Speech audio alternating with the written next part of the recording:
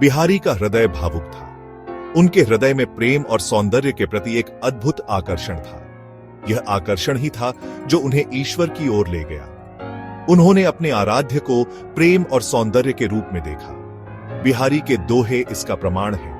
उनके दोहों में राधा कृष्ण के प्रेम का वर्णन इस प्रकार किया गया है जो पाठक को मंत्रमुग्ध कर देता है। शब्दों में इतनी मिठास है, इतनी सरलता है कि लगता है जैसे वे सीधे हृदय से निकल रहे हों। बिहारी की भक्ति में दैन्य भाव नहीं है।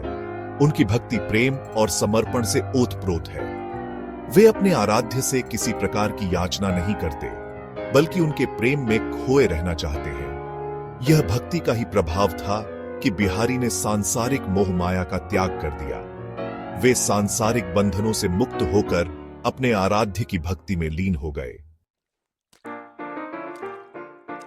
बिहारी के दोहों में सौंदर्य और भक्ति का अद्भुत संगम दिखाई देता है।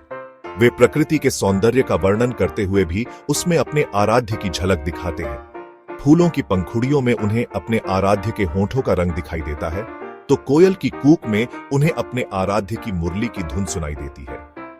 बिहारी की दृष्टि में संसार का हर कण अपने आराध्य के सौंदर्य से परिपूर्ण है। वे सांसारिक सौंदर्य का वर्णन करते हुए भी उसे आध्यात्मिक स्तर पर ले जाते हैं।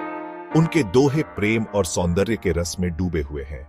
शब्दों का प्रयोग इतना सटीक है कि वे पाठक के मन में एक सुंदर चित्र उकेर देते हैं।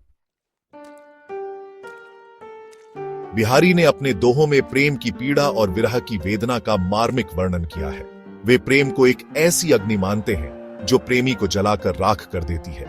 प्रेम में मिलन की पल भर की खुशी के लिए प्रेमी को युगों तक विरह की आग में जलना पड़ता है। बिहारी ने अपने दोहों में राधा के विरह का वर्णन बड़ी मार्मिकता से किया है। राधा का विरह इतना असहनीय है कि उन्हें हर पल कृष्ण के दर्शन की तीव्र लालसा रहती है।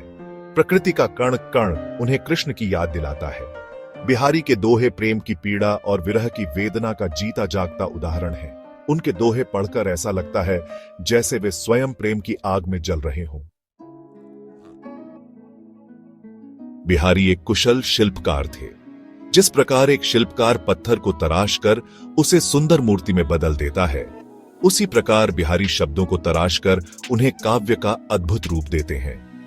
उनके दोहे छोटे होते हुए भी अपने में गहरा अर्थ समेटे हुए हैं। उनके दोहों में प्रेम, भक्ति, नीति, श्रृंगार आदि रसों का सुंदर समन्वय दिखाई देता है। बिहारी ने अपने दोहों में मुहावरों, लोकोक्तियों और अलंकारों का प्रयोग बड़ी कुशलता से किया है। उनकी भाषा सरल, सुबोध और प्रवाहमयी है।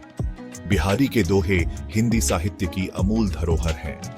उनके दोहे आज भी उतने ही प्रासंगिक हैं जितने सदियों पहले थे।